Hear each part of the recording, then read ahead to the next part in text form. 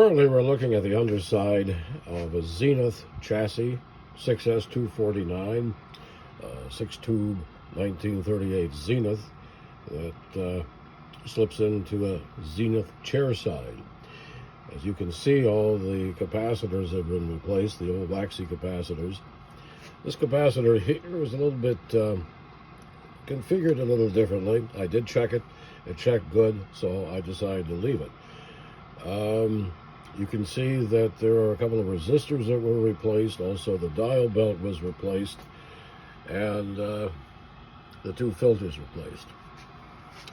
Normally what I do on these old radios is I replace the two filter capacitors and the power cord. Power cord generally has to go too.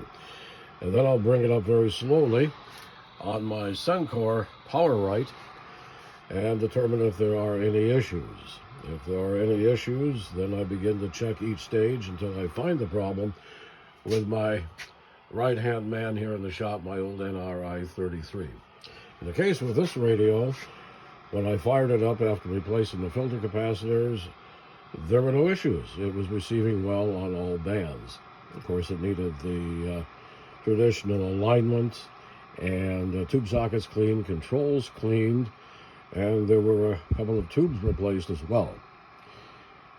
Actually, it functions quite well. I'm going to flip it over here, and we'll get a look at the front of the radio as well, so just bear with me.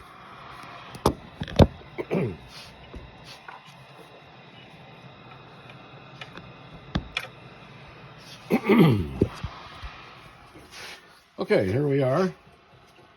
The radio is functioning, and not a lot of activity. We're on the shortwave band, and most people buy old Zeniths because they like to listen to shortwave, and this radio, particularly at night, is really hot on shortwave. In the daytime, not too much. We're over near the 31 meter band right now, and there was a little activity there. Where it's pretty good around here in the daytime was on the 25 meter band.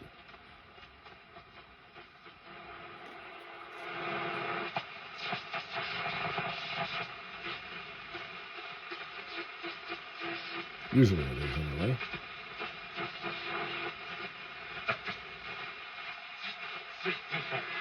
It's very sensitive.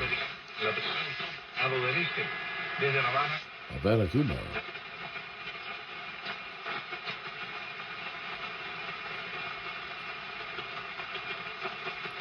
Down here, around the 16 meter band, generally there's not a lot of activity. A little earlier. Unsafe for air. Yes. This radio is quite selective, it's quite sensitive. It's moved anywhere. It's making it so. I also replaced a couple of tubes. The 6F6 new old stock and the 5Y4 new old stock tubes were replaced as well. So all in all, it's a pretty good radio, and I'm sure the owner will appreciate the work that was done and give him many good years of service.